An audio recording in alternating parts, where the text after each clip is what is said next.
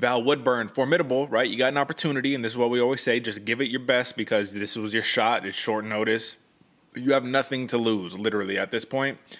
And he goes in, swings some big bombs, and Bo Nickal says, I'm not going to rush in and take you down. I'm just going to clip you on the outside. And he put my man to bed real quick.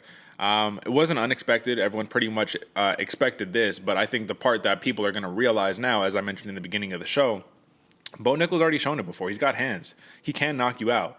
And if you're too worried about the takedown, you're going to get slept. So to me, I know it's slow and steady build with these guys that aren't the highest name value, but I think that he is developing his repertoire. You got to remember, this dude is now 5-0 in MMA, not just the UFC, MMA. I mean, what do you make of this performance? Yeah, Derek, this is one of those ones that it's I can see a lot of people kind of not giving Bo Nickal the full credit he deserves. Oh, short notice replacement, got in the first time of the UFC. Like, there's a lot of things. He was just swinging big bombs. Of course, you were going to win this fight. You were the biggest favorite ever. Of course, blah blah blah.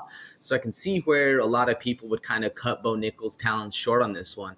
But like you said, Derek, no longer just the wrestler. And I believe it was an Uncle Chael story I was listening to where he's talking Bo Nickal's still wrestling every single day. So those skills he has are staying well-tuned, staying sharpened, staying ready for war. But now we just saw he also can dig in and pull out some hammers out of that toolbox and get to work on the feet. Yeah. Next, I'm excited to see how he handles that moment of adversity where his back's on the mat. He's no longer the hammer. He's got to be the nail. How does he fight as the nail against, arguably, they have to give him a big name that hopefully won't fall out. Like you said, not Bo Nickal's fault that people are falling out for him, but it does leave the door open to a little bit of criticism of, oh, you're not beating anybody well-known. You're no notoriety here. Who's this guy really talking about? I guarantee that'll probably be a thing his next opponent says. So let's see. Let's pay attention. Do you have an X factor that opponent can bring to the table that you see is going to stop Bo Nickal in the future, or is it just riding high to the top? Yeah, I think not even somebody who's going to put him on his back, but just somebody who's a classic sprawl and brawl guy. A classic, you're not going to take me down and I'm going to force you to fight me 15 minutes.